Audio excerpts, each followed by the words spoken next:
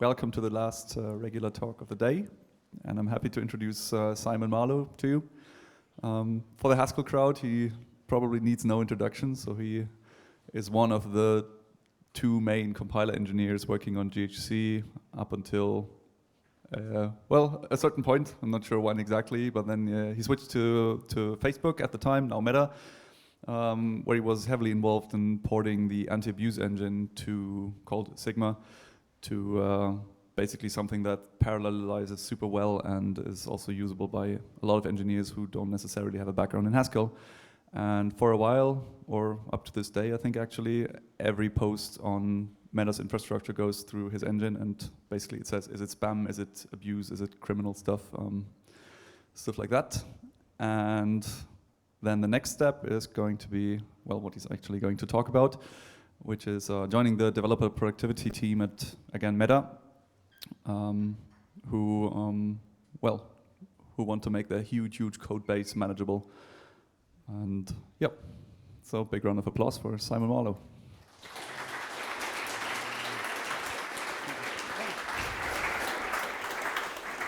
All right, thanks very much. Great, okay, so just before I start, I'm very happy to take questions during the talk. If you have a question, just stick your hand up or shout. If I don't notice you, then go ahead and ask questions. Things might get a bit technical towards the end of the talk, so I'm very happy to answer questions if you have them during the talk. Okay. This was working a minute ago, I swear it was. All right, let's try the other one.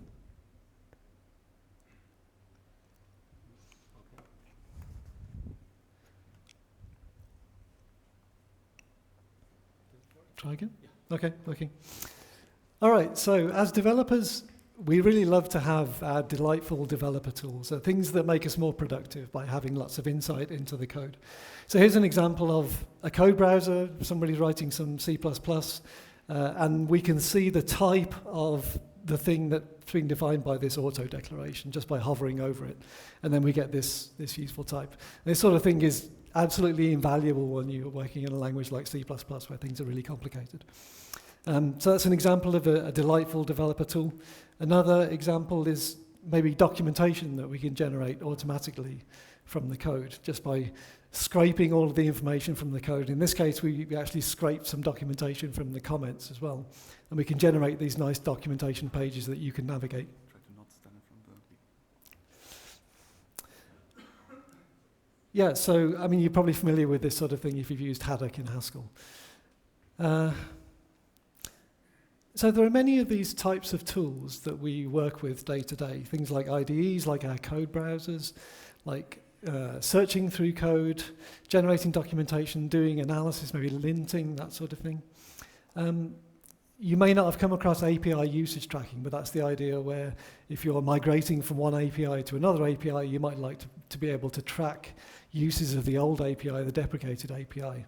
So you can track how long it's taking for developers to migrate from the old one to the new one. And refactoring tools, all of these things need rich data about the code that we're working with.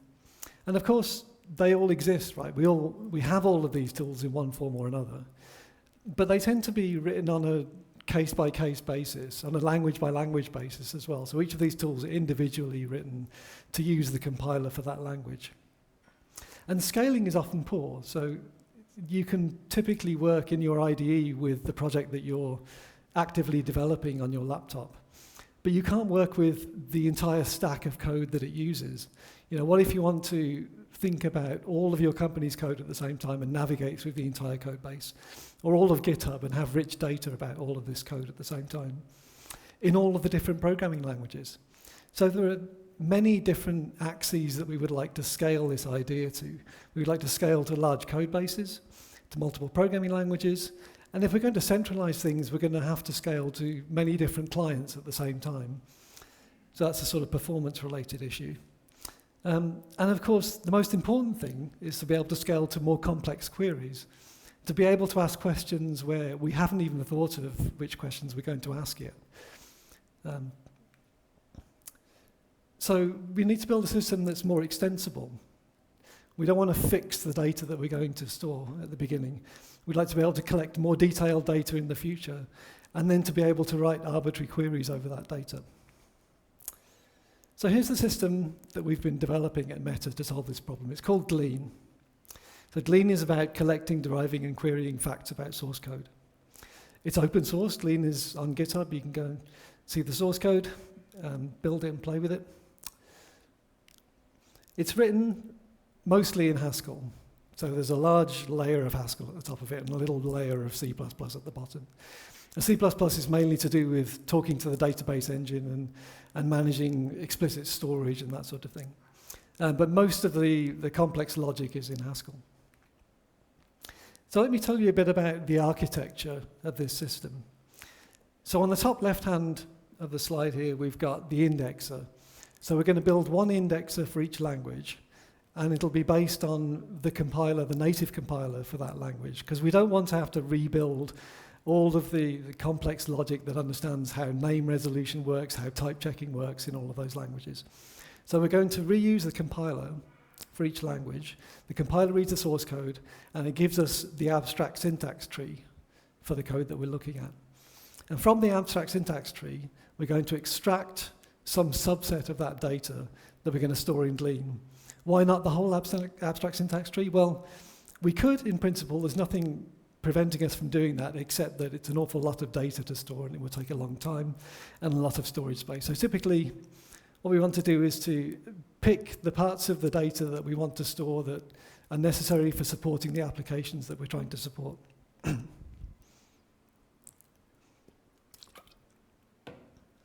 So that's the indexer. We build one of those for each language. And then the indexer stores facts in our system called Glean, and Glean stores those in a database. So each fact, you can think of a fact as like an instance of a data type. I'll come on to that a bit later. So the fact is stored in the database. Each fact is stored exactly once, so we deduplicate the data as it's written into the database. We use a compact binary encoding so that we can store lots of it. And then, because this is a database, we're indexing all of the facts that we store so that we can write efficient queries and retrieve the data efficiently later on. And we're also going to derive additional facts. So this is a bit like if you've worked with databases where you add an extra index on another column in the database so that you can do efficient queries. It's a similar kind of idea, but it's more general. And I'll talk more about that later.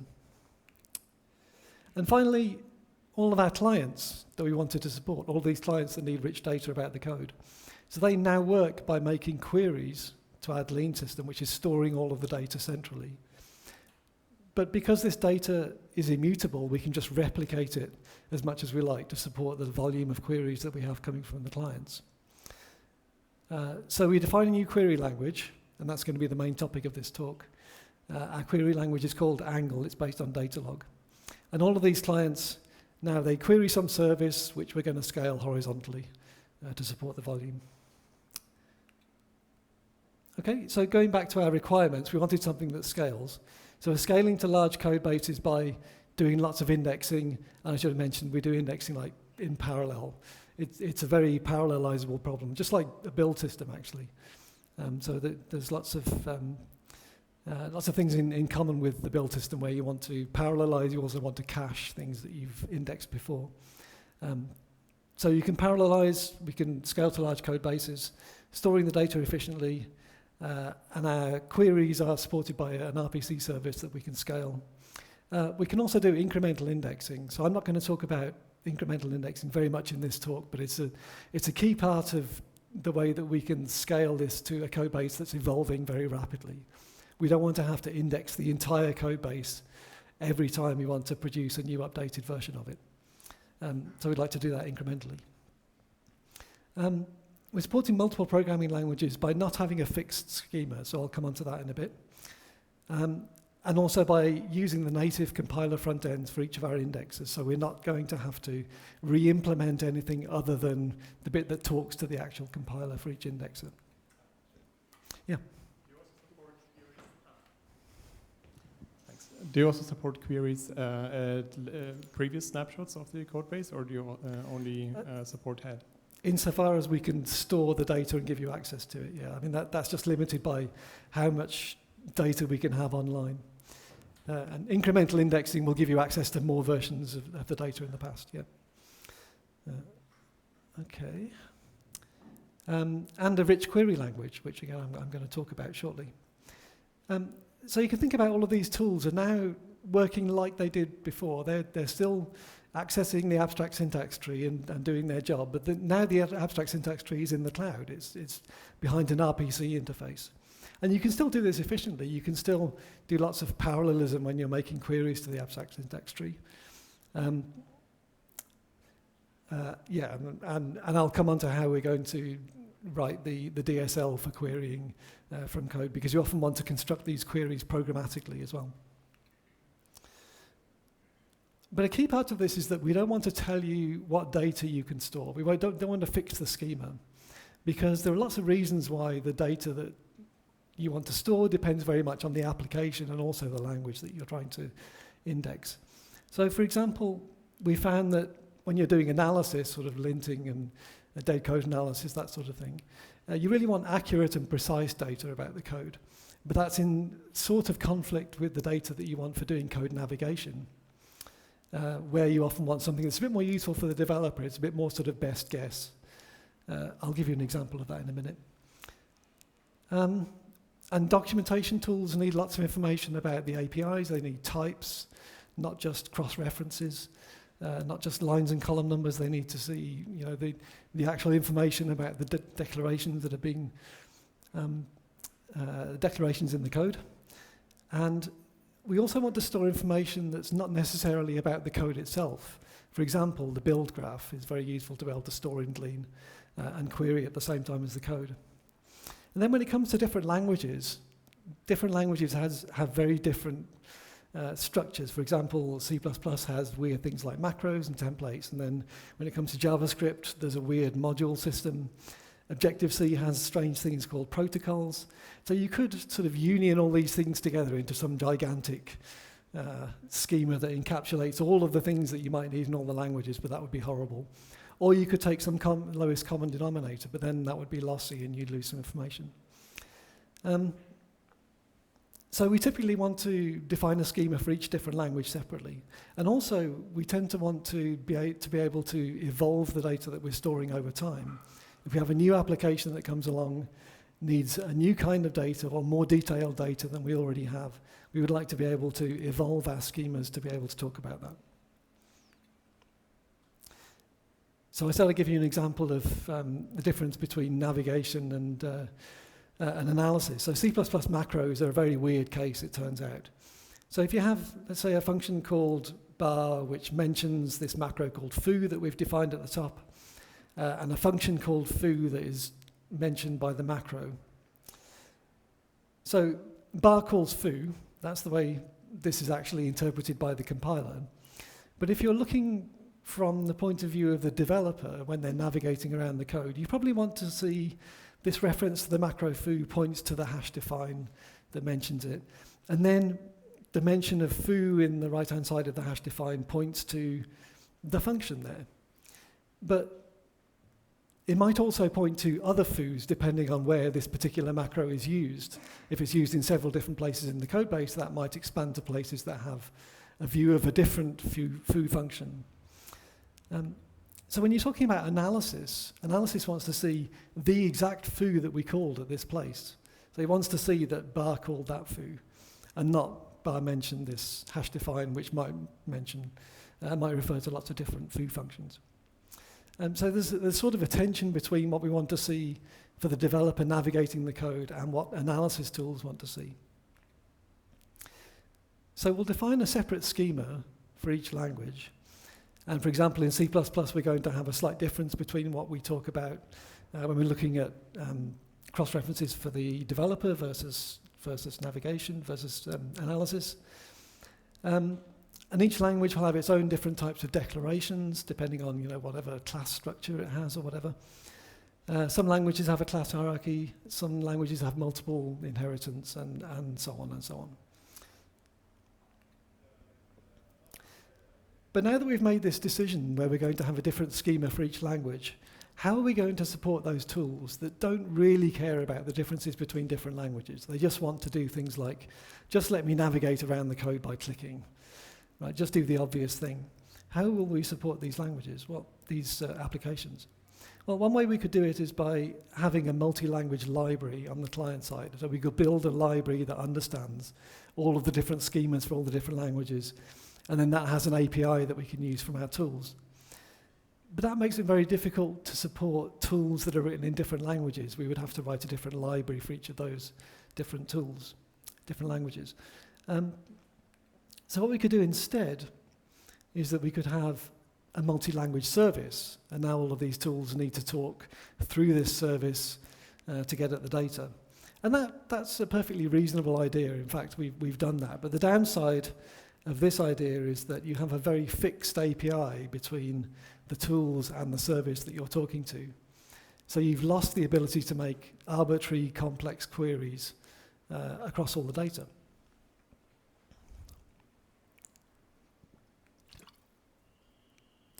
So this is where the idea of using data log for a query language comes in. The data log is the idea that you can derive new facts from the facts in your database. So for example, in our database we have facts about Java source files, and the facts are about Java declarations, and we had facts about C++ declarations in C++ source files. And from these we can derive abstract facts about declarations in source files in general, using a layer of data log rules. So this is what it looks like from an architectural standpoint. So we have the database at the bottom, and querying the database, we can query in terms of language-specific queries and data. And then we have a layer of data log rules that abstracts over that. And then that gives us a view of the data that's language agnostic, where you can use it to query data about any language. And then from that, we can support our language agnostic clients. And one very nice thing about this is that when you're adding support for a new language, you only have to do it once. So we have to write some new rules in our data log rules language. And then we've supported a new language, and automatically all of these clients that are talking to our database through the data log rules get access to that new language. And the rules are very concise, so it's not very difficult at all to add support for a new language. So the language that we designed for the system is called Angle, and it's the same language that we use for defining rules as defining queries. So it's a single language that's used both for defining rules and for defining queries, and that's why we needed to define a new language for this system. So the final piece of this picture is that we can also define, or we can also have a symbol server, which is sort of a piece of middleware that's making queries to our language agnostic query interface, but providing an API that tools can also use. So that makes it very easy for tools that just want to talk in terms of a very simple symbol-based API. You can just talk to our piece of middleware. And that's what we use for supporting things like code browsers and IDEs and some other tools. Okay, so I'm going to give you some examples of what our language looks like and how you define schemas. So first of all, when you're adding a new language, you define a schema. So you write down all the types of all the data that you're going to store. And these types are called predicates. So here we're defining how we're going to store names in our language. And this is a predicate called name. And the type of the facts in this predicate are strings. So we're going to store all of our names as strings. And now let's suppose our language has qualified names, where a qualified name consists of two things. It's a name and a module. So this is represented by a record. So you can see, let's see if this works. So you can see here the record is written with the curly braces and the field names. So we've got curly braces, two fields, one field called name, one field called module. And the values of both of those fields are the name predicate that we defined earlier on.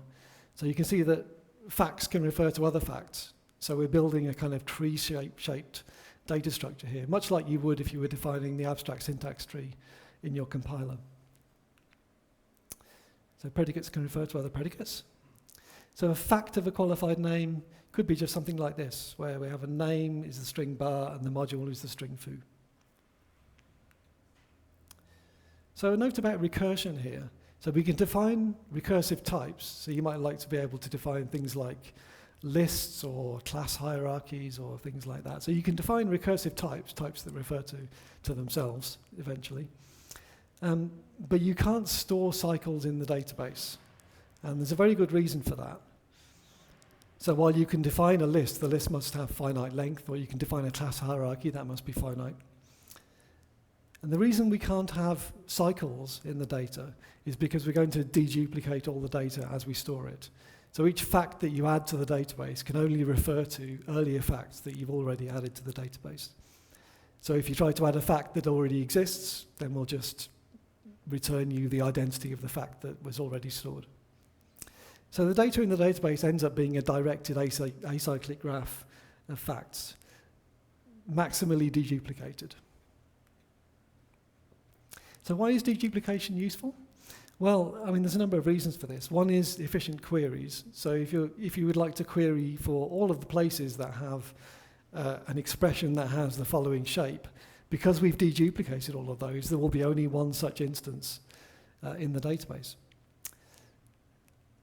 But then it turns out that these identical subtrees occur quite naturally when you're doing indexing. So for example, if you're indexing C++, every source file that we index in C++ includes some header files.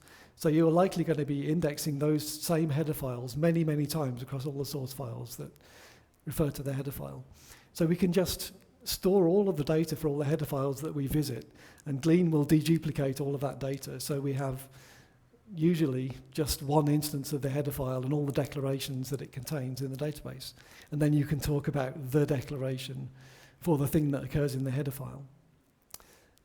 But it also naturally handles cases where you've hash defined something so the instance of the header file is slightly different from somewhere else. So then you get two instances. And the deduplication is telling you that you actually have two instances. And then finally, of course, storage efficiency. It's really good to be able to collapse the data as much as possible. So going back to our example, so let's think about how we might represent the members of a class in this schema.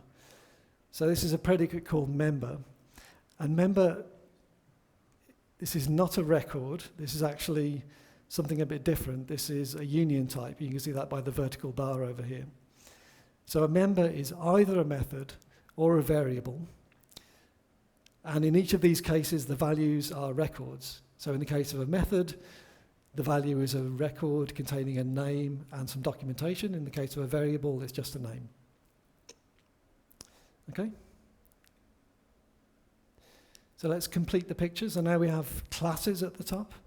So this is a class in our language, and it has a name, which is a qualified name, and it has a line number that we've defined it on. Of course, in a real language, you would have a lot more information in here. Let's just keep things simple for this example.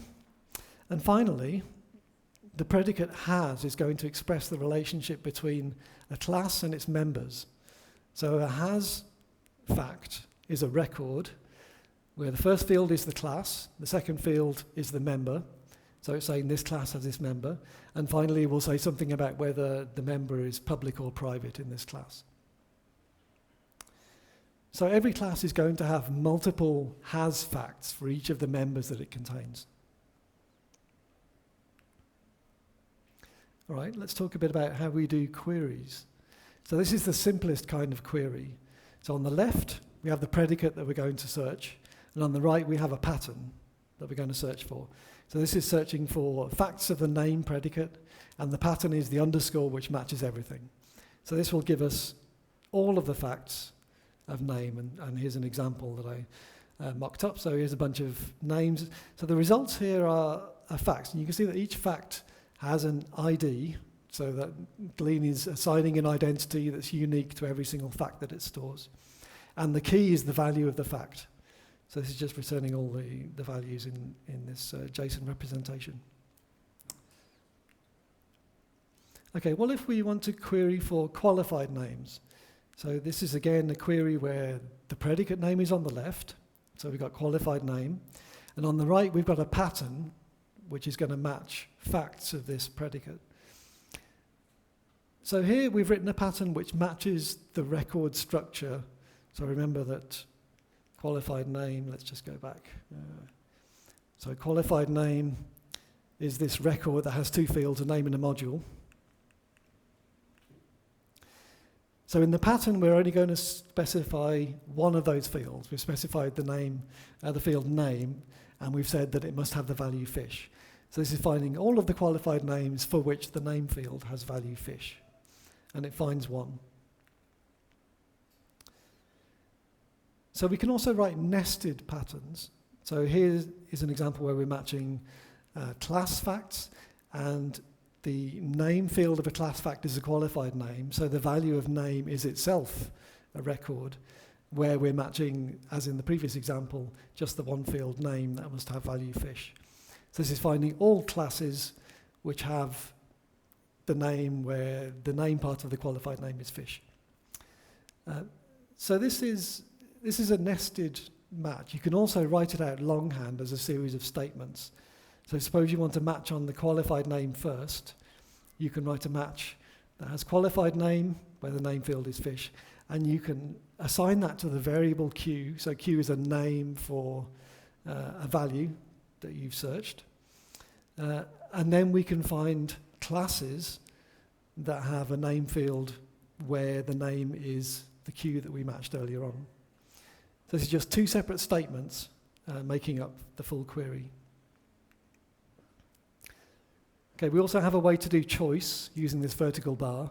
So the name field here in this case is either fish or lizard, and this will return two results. So you can put the vertical bar anywhere. You can use choice in lots of places. Yes, question? Would you also use regular expressions here? The question was, can you use regular expressions? The answer is no. No. So we just have choice statements, a bunch of other constructs, but not regular expressions in general. It's partly due to the way that the data is stored in the database. You can do prefix matches, but you can't do arbitrary regular expressions. Okay, so here's an example where we're looking for classes of a particular kind, and we're looking for methods of those classes. So the first statement here is finding classes that have the name fish. The second statement is finding methods of that class. And the thing on the left here where it says m where, this is what the query is returning. So it's returning all of the m's where the m's must satisfy this query. Okay, and that finds one example. So the statements can actually be in any order. Even though it looks more logical to look for the class first and then the methods, we could do it in the other order. There's nothing wrong with doing that, because this is a declarative query language. The order of the statements doesn't matter. It might have an impact on efficiency, but it doesn't have an impact on the meaning of the query. It'll return the same results. And we can even go a little bit further. So we can, instead of writing the fish string in line there, we can give it a name n, and then we can just say n equals fish, and that's exactly the same query. The query language has this feature called negation. So negation is something that is true if there are exactly no matches of the thing inside it. So this is looking for all classes as long as the class does not have a method called feed. So the thing inside the negation here is looking for a method called feed. So if the class has a method called feed, then the query fails. Otherwise, the query succeeds. So you can also do double negation. So double negation is a nice trick that is kind of an existence check. So without the double negation, we would search all of the methods for methods. Sorry, it's actually looking for classes with at least one member variable.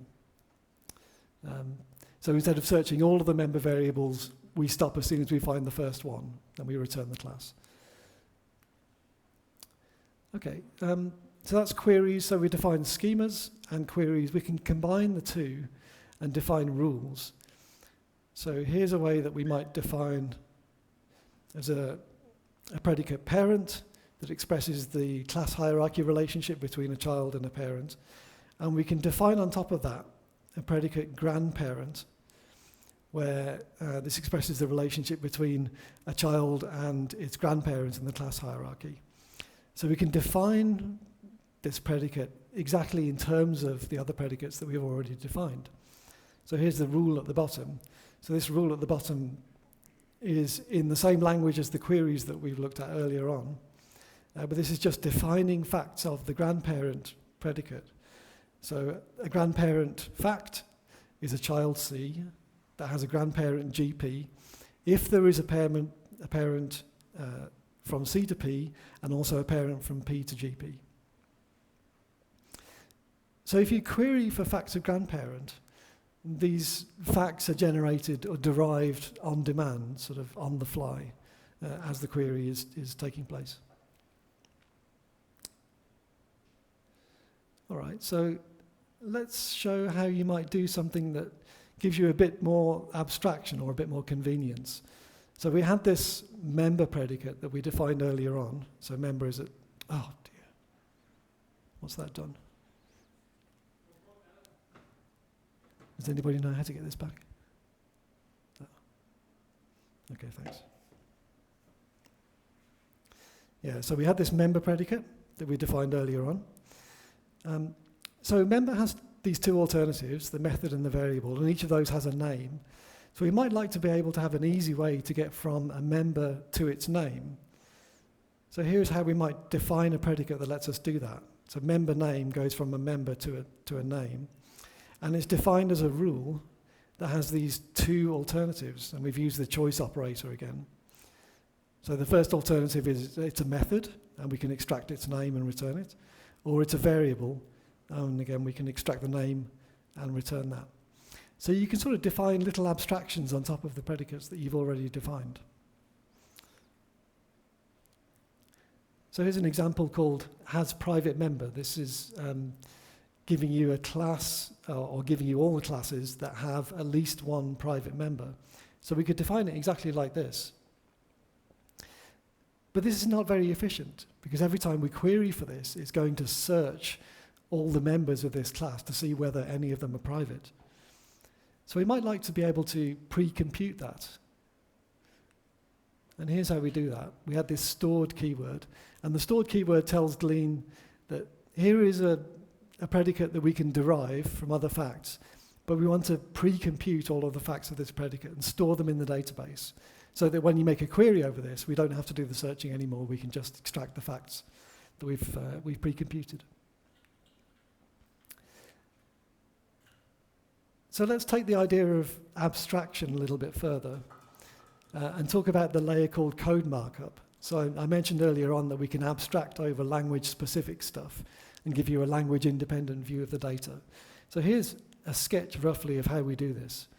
So we'll define a type called declaration, and the type called declaration is the sum of all the different declaration types in all the different languages that we support. And then we can define a predicate called file declaration, which, given a source file that we've indexed, will give us the declaration, give us a declaration or all the declarations in that file. And we can define file declaration just as a rule in our language that is, again, supported by all of the different languages that we support in this layer. It's just the sum of all of those different predicates defined specifically for each different language. So if this source file happened to be a Java source file, then it's going to be supported by the first alternative there, and the other alternatives will just return nothing, and so on. So here's how you would use it. You just say file declaration, file equals some file name, and then it'll give you back all the declarations defined in that file, regardless of what language they're in. So we've written this layer called code markup for many different languages that we support, including C++, Python, JavaScript, Objective-C, Haskell, a whole bunch of different languages. And this works very nicely, so it's used to support code browsing and various other different kinds of tooling that we support. So let's see, how are we doing for time? Right. So I'm going to run through very quickly just a real-world example of how you can use Glean. So here's how we, first of all, index some code. So you run the Glean command and we're going to index, in this case, some flow code, so we tell it what language we're indexing. And I'm going to index the React code base. Let's suppose we've downloaded the React code base and it's in ~code/React, and we're going to store the results in a database called React/1. Usually the one there is going to be the hash of the repository, because we will store a different database for each version of the repository that we index. So it goes away, it indexes, generates all the data, writes data about all the JavaScript files, and then we've got a shell where we can interactively inspect the data that we've stored, and we can write queries depending on that data. So you do Glean shell, and it starts up, and then you can say, let's make queries about this database called React/1 that I just created. And now let's have a look at how much data we've got in this database. So this is 400,000 facts and a few megabytes. This is pretty small compared to many of the examples that we normally work with. This is just a small example. So you can make a query using the code markup layer that I mentioned earlier on. So this is making a query for all of the file entity locations, gives you all of the entities, which is declarations and other things in the file. So we've picked a source file in the React code base, and here it's giving you, the results for declarations in that source file. So this would work for other languages, not just JavaScript or Flow. The same query would work for any different language. And in this case, I've limited it to one result, but you can actually get as many results as you want. You can even page more results. If you set the limit to 100, it gives you 100 results. You can actually get more results and keep on going until you've got all of them. Okay. But usually you want to write queries from code, not just queries on the command line or queries that you've written as text. So usually you want to be able to construct queries programmatically. So we found that doing this is quite it's quite easy to make a mistake if you don't have any support from the compiler, from the type system. So we developed a way to do this in Haskell using a DSL. It gives you a nice sort of type-safe way to build these queries and ensure that you're not sending something to Glean that's actually going to fail the type checking phase and come back with an error. It'll fail at compile time for the code that you're working on instead. So here's an example. So there's a simple query on the left, source.file of foo.hs. We encode that in Haskell by calling this function predicate. So predicate, the type of predicate is at the bottom here. So it takes, it's abstracted over a type variable p, which must be an instance of the type class predicate. It's going to return something of type angle p. So this is a query that returns results of type p. And its argument in this case is a query for the key type of this predicate. And the key type of the source.file predicate happens to be a string. So when we call predicate, we apply it to the type of the predicate that we want to query, and then we pass it the argument which is going to match facts of this predicate. So that's a very simple query just for facts of one type. Here's a slightly more complicated query where we're matching against a record. So in this case, the values of the predicate that we're matching are this record type, which has one field, and we tell the DSL which field we're talking about by applying it to the string literal type argument. And it's going to understand what we mean. It knows the relationship between this particular field and its type.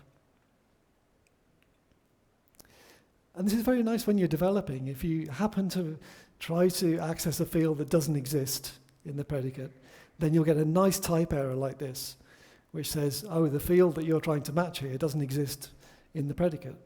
And similarly, if you try to use a field that exists, but you try to match against the wrong type for that field, again, you'll get a nice type error in VS Code or whatever you're using, telling you that you've made a type error in your query. So this prevents all the errors that might otherwise exist in your code and not get found until you actually run it against the server. So how does this work? Well, we've defined our schema. in Angle, and we've code-generated some Haskell code, which consists of a whole bunch of data types and type instances and things like that, that tells our DSL the relationships between fields and their types and all the types of predicates and so on, so that it can type check our queries as we develop them. Okay.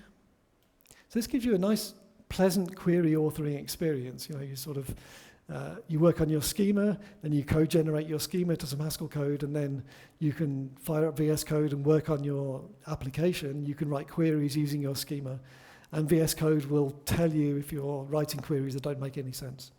So it's a very nice development workflow. It's not just for Haskell. We do have DSLs for other languages, and typically we choose something that's a bit more idiomatic in those languages. It doesn't necessarily look like the Haskell DSL. These other DSLs tend to be a bit more object-oriented, where you do query transformers rather than compositional things. Okay, so querying your code is a really powerful way to build developer tooling. That's the conclusion that we've come to. So having built this thing, we found at Meta that lots of ad hoc use cases just pop up, where people just find a case where they want to write some query over the code. They build an application to do that. Often these things happen to be in Haskell, even though in Python, sorry, even though Haskell is the nicer way to do it. But that's fine. The Python things go wrong more often. But it's a nice, it sort of spawned an ecosystem in some ways of people just writing ad hoc applications that write queries. So you can build, I showed you an example before of how you can build efficient queries by deriving facts. So for example, if you want to support some efficient lookup from something that doesn't already exist in the database, you can just derive more facts that provide a way to do that efficient lookup. For example, if you wanted to look up functions by their return type, well, we could just define a predicate to do that. And then you can build these nice abstraction layers as well. So, as I mentioned, this is open source. How do you play with it? You can go to glean.software, there's documentation there. You can go to GitHub. The CI is sometimes a bit flaky because there are lots of dependencies and the build's a bit complex. We're working on simplifying that, so hopefully things will get better. But please go ahead and have a play and let me know. Thank you very much.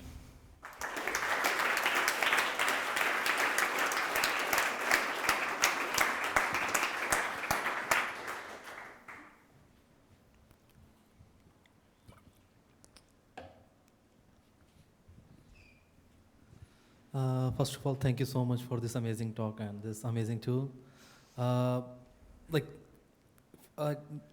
Question from my side is actually, what are the efforts to adding a new language within this or supporting a new language here? Right, so you write an indexer, first of all, for the language. The indexer can be written in any language you like, because we usually want to be able to interface with the compiler, as I mentioned. So usually you want to build something on top of whatever is your existing compiler API. And then to generate the data, you emit a JSON file. That's one way to do it. You can also send data directly to the server, but that depends on, sometimes it's easier just to spit out a JSON file and then send that to the server instead. So we find that a lot of our indexes are just written that way in the native language, in the same language that you're indexing, using that compiler API. They spit out JSON, and then we write the JSON file to the server. And then if you want to support the language in a code markup layer, so you go into the code markup layer and you add cases to all of the different predicates in that layer for your language. And that may be easy depending on how your language is, how strange your language is, let's say. I mean, for example, Flow was one of the more difficult ones because it has this very strange module system that we had to incorporate. C++ is all kinds of weird. I mean, that's the worst case for everything. Python is generally not too difficult. It varies quite a lot. Some languages are very easy at that layer, and some languages not so much. While defining this new language, is there any specification from Glean, like, okay, these are the rule sets, so you can, like, making these based on this rule set, you can create your language query or something like this? Because if I am like in future I'm adding some new language and I'm supporting something stupid query sets here. So is there any specification for defining a new language and the query sets there? I'm not sure I fully understand the question. So is there a specification for supporting the new language and defining the query for the new language, query rule for the new language code? There are no limitations, right? The only specification is which features do you want to support. So you can add a new language that just has a schema for your language and an indexer, and then you've supported your language to some extent, but it won't have any support in the language independent tooling that we have. So when you add cases to the code markup layer, then you can support the language independent stuff. And how much of the code markup layer you want to modify to support your language depends on what features you want to support. So an example of this is documentation, for example. The code markup layer supports not just navigation, but also generating documentation pages. And that requires lots more stuff. It requires knowing about the relationships between symbols, because we would like to be able to show you the parents and children of a class in the documentation. We would like to be able to show you the types of function arguments and things like that. So it tends to require a lot more stuff. But you don't have to do that. You just don't get any documentation.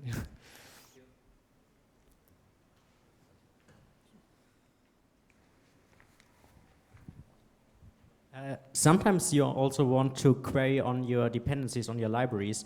And then often it is nice to have some kind of shared indices so that not everyone has to index everything again and again and again. Is there some support for that, or maybe even offloading to some other Glean server? I think what we would love to have eventually is some kind of some service where you can say, index my GitHub repo and provide the data in some service that we're running. I mean, we don't have this at the moment, but it would be amazing to have support for continuously indexing GitHub repos that then can refer to each other. And then you would have a nice sort of browsing experience that let you click from repository to repository. I mean, internally, we have a large mono repo, so that same issue doesn't come up quite as much. We just index the entire mono repo and then do that incrementally. But the idea of sort of having the data in one database versus multiple databases is interesting, because if you have a single database, then you can typically see all of the references to a function from all the other places. And then you can generate the reverse mapping. So if you say, find all the references of this function, it will know all of the places that refer to it. Whereas if you do separate databases, it's much harder to generate that data. So there's kind of a tension between doing things individually in separate databases versus and doing it all in the same one.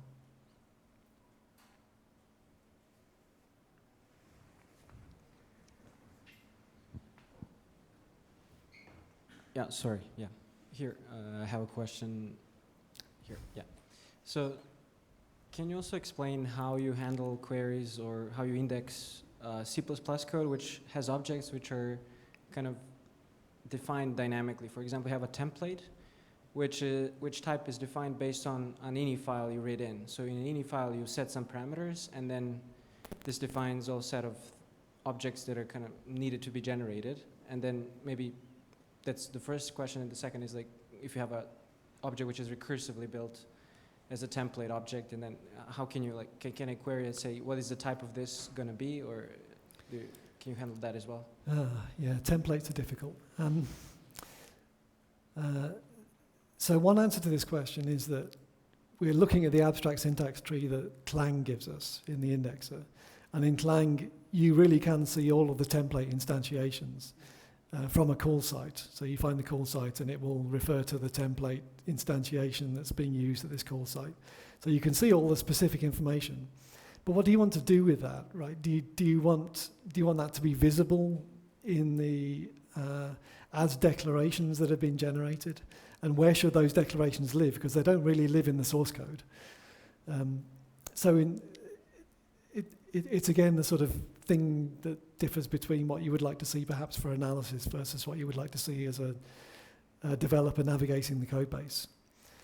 So the choice we've made at the moment is that we just ignore all the template instantiations because it just clusters up the data and creates a whole ton of data that just takes up space. But there's nothing preventing you from collecting all that data if you wanted to. So you really could collect all of the recursive objects that you mentioned and store those in the database if you wanted to. Yeah, thanks for the presentation, Simon. Do you have any success stories to share yet? I mean, Glean is being used a lot internally at Meta. It's not being used a great deal outside Meta. I would love to change that in the future.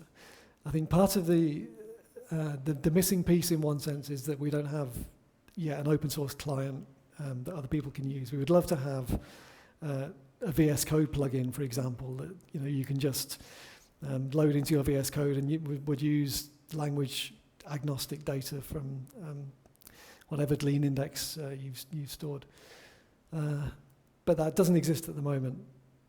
I'd love somebody to write it. I mean, we are using language specific VS Code plugins internally at Meta, so those are not really open sourceable.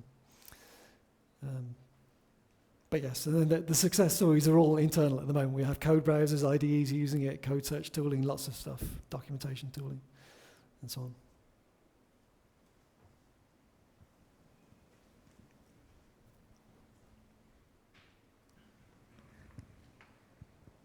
on.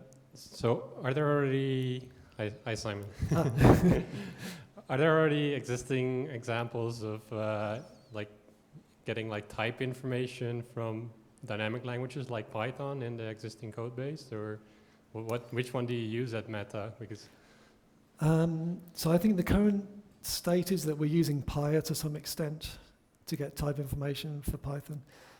So the tricky thing with Python is method calls. You'd like to be able to link a method call to the actual method that it will end up calling, but to find out which method that is, in general, you have to run the code. So it's not necessarily going to be possible to do that in all cases. Pya will give you enough type information to be able to resolve some of those method calls, so that we can link from an instance of a method call, hopefully, to the method it's referring to. that's already in the repo currently, this link to Pya, or so I think our Python indexer is not open source at the moment. Not for any good reasons. It should be open source. We just haven't got around to it. Hi. So following on from the question about C++ templates, you were showing some C preprocessor and talking about pointing to the definition, via the macros. I mean, Right. In general, that's really hard, right? Are you just approximating that, or what cases can you handle and not handle? The approximate part is the developer navigation view. The accurate part is the bit for analysis. So an instance of a macro call will expand to some code that contains some calls, so we can index all of the references inside that expansion. But you don't want those to be sort of visible for the code navigation tool, because they would all appear at the place where the macro call is. So the bit that's approximate is how you link between sort of identifiers that occur in the arguments to a macro call and the things that they refer to, and things that occur in macro definitions in the hash define. Where do they point to? Well, it depends on where the macro was expanded and what was in scope at that point. So all of the data exists, again, in Clang. When you're navigating the abstract syntax tree in Clang, you can go through the macro definition and you can index all of the things that it refers to. But yeah, storing that is a bit of, there's some guesswork involved in storing that, and also exposing it to the user as well. Okay.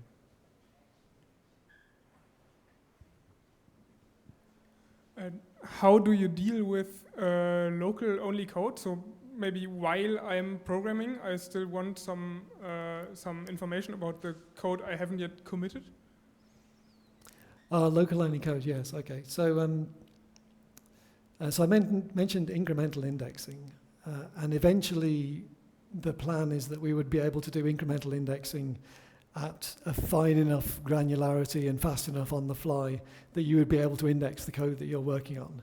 You could imagine having a database of the entire code base on top of which you've done an incremental index of the code that you're currently working on top of which you have an incremental index of the file that you haven't saved yet. And then you would be able to have accurate data about the whole project. We haven't quite got to that stage yet. We can do the incremental index of a given revision, but we can't do the incremental indexing of files that you're working on yet.